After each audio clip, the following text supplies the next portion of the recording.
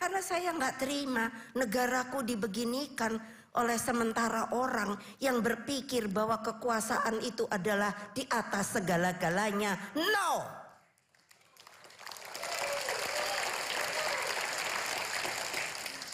Kalau saya suka bilang sama Hasto, sayang mulutku cuma satu.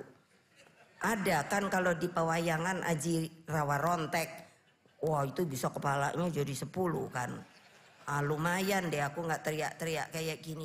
Karena saya nggak terima negaraku dibeginikan oleh sementara orang yang berpikir bahwa kekuasaan itu adalah di atas segala-galanya. No.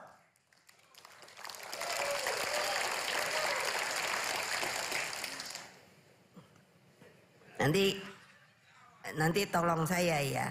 Kalau tiba-tiba saya dipanggil sama polisi kayak sama kejaksaan kayak, mau nggak ikut nganter saya ke sana? Kan lumayan.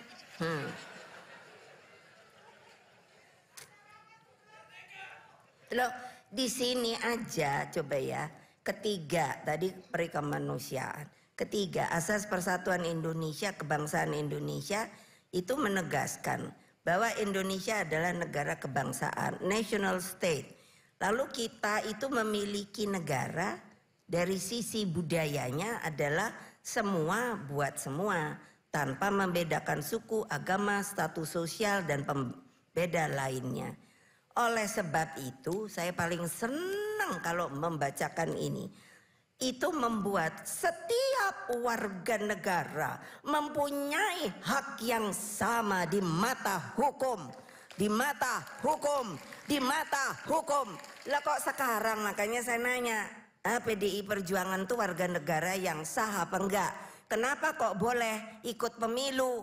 Nah tapi setelah itu ada TSM, nggak ngaku lagi, mbok ya jantan gitu loh. Ya harusnya jantan dong. Tapi anak buah saya kalau ibu bilang gini, dia bilang, Bu ada kurangnya. Jadi kalau banteng mesti dikasih anting-anting. Anak saya tuh kan, anak tuh ya PDI-PDIan tuh kan suka guyon.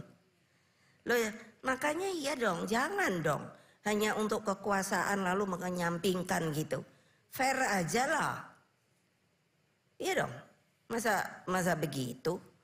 Oh, saya sampai mikir. Lah kalau pemilu langsung aja kayak gitu, lalu mau dikembalikan lagi? Yang namanya pemilu ini, pemilu apa namanya dulu yang dipilih di MPR itu loh. Lah ya, ini kan saya ini sebagai orang yang juga melakukan sejarah, bayangkan, saya tuh mikir gini, dulu waktu mau reformasi, saya aja bilang sama Gus Dur, sama Mas Sultan. Saya belum kenal namanya Pak Amin Rais. Jadi saya tanya sama Gus Dur kan, itu Pak Amin Rais itu sebenarnya sopo yo? Gitu kan. Loh betul, saya nggak bohong. Pak Amin Rais juga belum kenal saya. Tapi kan demikian kejadiannya. Nah itu kan permainan politik. Padahal sudah dijanjikan. Siapa yang menang pada waktu itu, itulah yang menjadi presiden. Nah tapi kan pada waktu itu terus dibuat yang namanya, ini sejarah loh. Apa itu, poros tengah. Di situ kan bunyinya asal bukan mega gitu kan. Terus iya akhirnya Gus Dur yang dijadikan. Lah saya kan ya nggak berontak, diem aja saya. Ya terserah aja. Tapi maksud saya itu kenapa sih? Kalau saya mau berontak tuh bisa loh.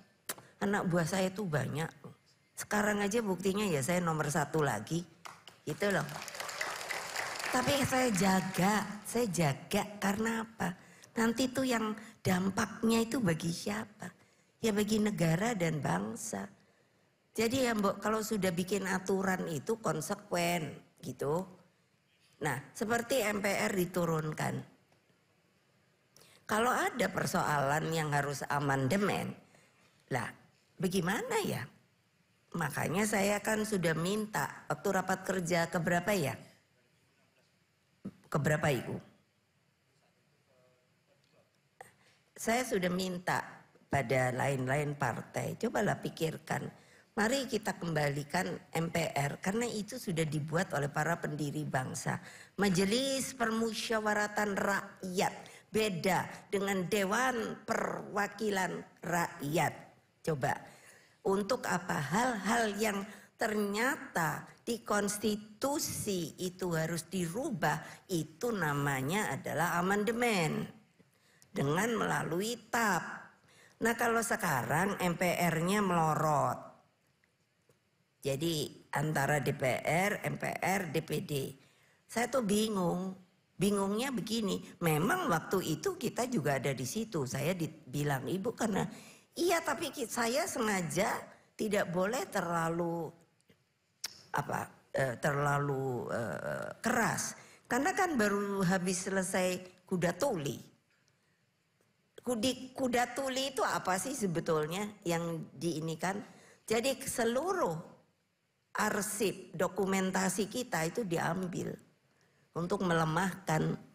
Untung anak-anak kita, saya waktu itu datang. Jadi kan biar bagaimanapun juga struktur di bawah itu kan tidak bisa langsung kita ingat dan tidak ada komputer. Jadi mereka yang datang bilang, "Bu, saya ini Bu, ini Bu, ini Bu." Untung saja sehingga bisa terbentuk lagi yang namanya struktur. Jadi bisa, ini kan sejarah tapi kan tidak ada yang membunyikan. Nah ini saya cerita sejarah, jangan nanti dibilang saya provokator, no. Saya mengatakan yang benar.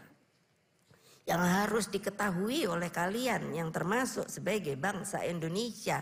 Bahwa bukan gampang loh. Bahwa kayak begini ini.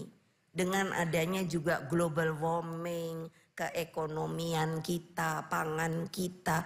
Harus diajarkan itu. Bahwa itulah kewajiban kita. Supaya negara kita jangan negara bobrok.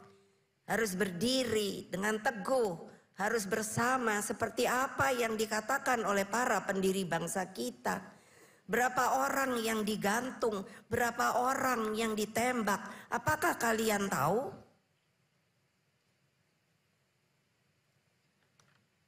Coba pikir, jadi jangan hanya terpotong. Bahwa sekarang ya sudah, yang dulu itu kan dulu.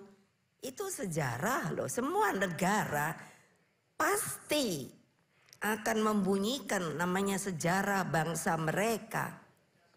Itu loh. Lah itu ada yang bilang jas merah. Jangan lupakan sejarah.